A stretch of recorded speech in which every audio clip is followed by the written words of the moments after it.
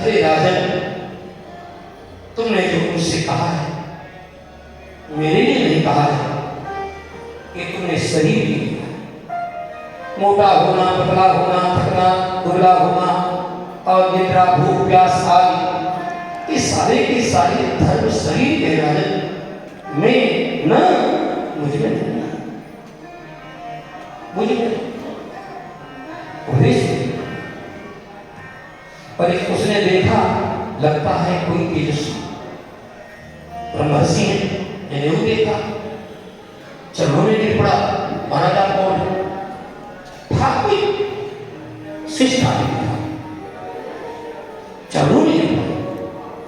महाराज क्षमा करो, क्षमा करो महाराज, मुझे और किसी से डर नहीं लगता है, मुझे नाहं विसंके सुनराज वज्रा नत्रक्ष शूला नयमस्य दंडा। किसी से महाराज मुझे डर नहीं लगता है, किसी अस्त्र से, किसी शस्त्र से, किसी से मुझे मौत से भी डर नहीं लगता है। डर मुझे लगता है कहीं मेरे द्वारा किसी सात्विक, सज्जन, तपस्वी यानी ब्राह्मण का अपमान न हो जाए।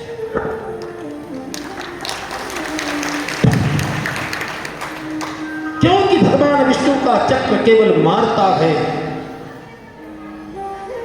वरुण का पास मारेगा, इंद्र का वज्र मारेगा और क्या करेगा, लेकिन ब्रह्म कुलावमानात जो घटना घटती है भविष्य में वो बड़ी भयंकर होती है, उसकी भरपाई नहीं होती। लेकिन महाराज क्षमा करें, अब आपने जो कहा है, आप जैसे महापुरुष ने कहा तो आपने तो कह दिया महाराज, मेरी समझ में कुछ आया कुछ नहीं आया। तो आपने कहा मोटा होना, पतला होना, दुबला होना, भूख, प्यास, सर्दी, गर्मी, ये सारे के सारे शरीर के धर्म हैं, ये आत्मा में नहीं है, मुझ में नहीं है। तो महाराज इसमें क्षमा करें, ऐसा संभव नहीं है, ऐसा संभव नहीं, क्योंकि मैं लोक में देखता हूं, रोज देखता हूं ये घटना। क्या देखते हो? स्थाल्यग्नि तापात पयसोभि तापस तत्तापतः तंडुल गर्भरंधि देहेन्द्रियाश्वास सन्निकर्षात् तत्संसृति पुरुषस्य अनुरोध। महाराज मैं रोज देखता हूं, नीचे आग जलती है, उस पर बटलोई होती है, बटलोई में पानी होता है, दूध होता है, उसमें चावल होते हैं, नीचे आग जलती है। पहले आग का संपर्क है बटलोई के बाह्य भाग से, बाह्य भाग का संबंध आंतरिक भाग से, आंतरिक का संबंध है दूध से, पानी से, उसका संबंध चावल से। एक दूसरे के संबंध से चावल गल जाता है, दाल गल जाती है।